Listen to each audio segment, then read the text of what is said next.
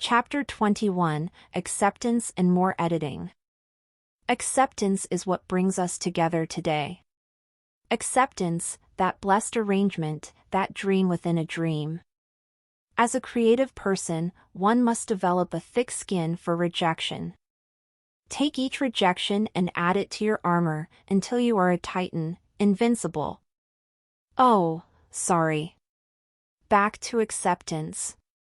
As I mentioned before, I have a small press publisher, and we have established a relationship.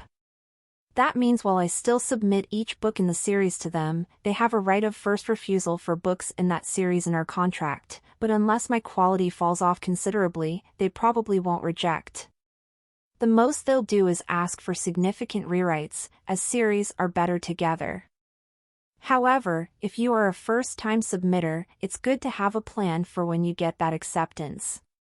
The acceptance will usually come with a contract. Read the contract. Yes, all of it.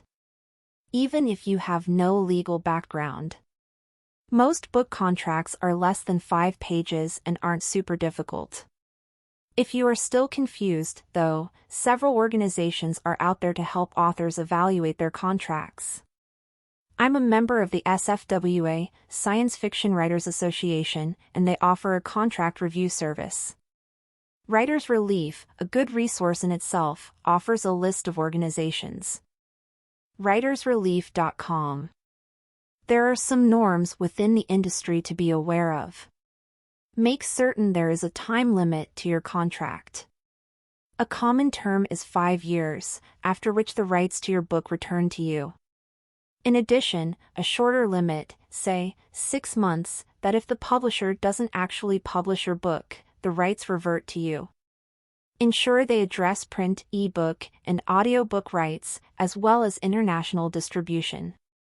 The industry standard is to calculate the royalty on the list price, the price it sells for, rather than the net costs, but some small press publishers still include the latter.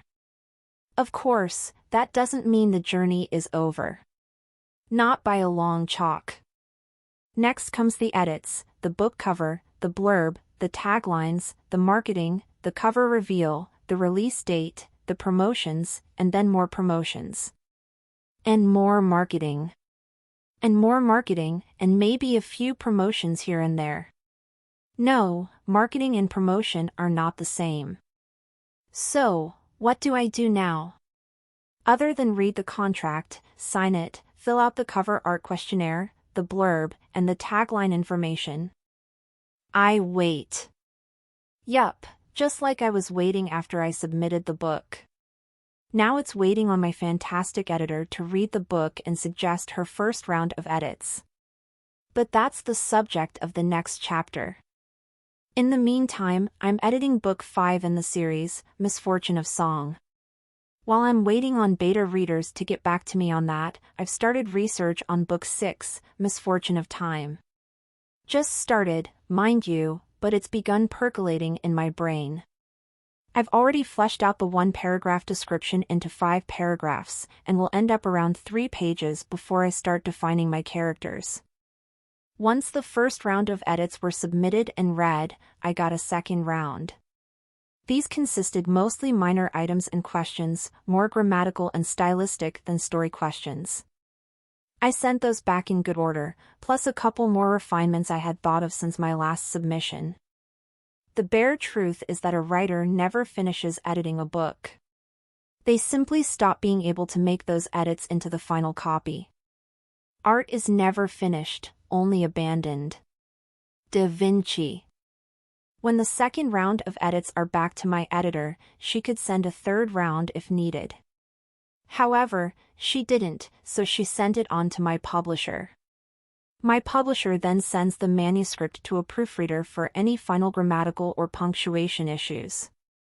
Once that is done, the publisher formats the final form, including title page, dedications, forewords, appendices, back matter, copyright page, etc. Also during this time is the cover art creation. My publisher works with a fantastic cover artist who has been kind enough to work on most of my book covers. But I don't work directly with her. Normally, all correspondences go through my publisher. It keeps diva authors from pissing off the artist, which is totally understandable. Also, the publisher gets the final say, even though mine is great at taking my input and suggestions.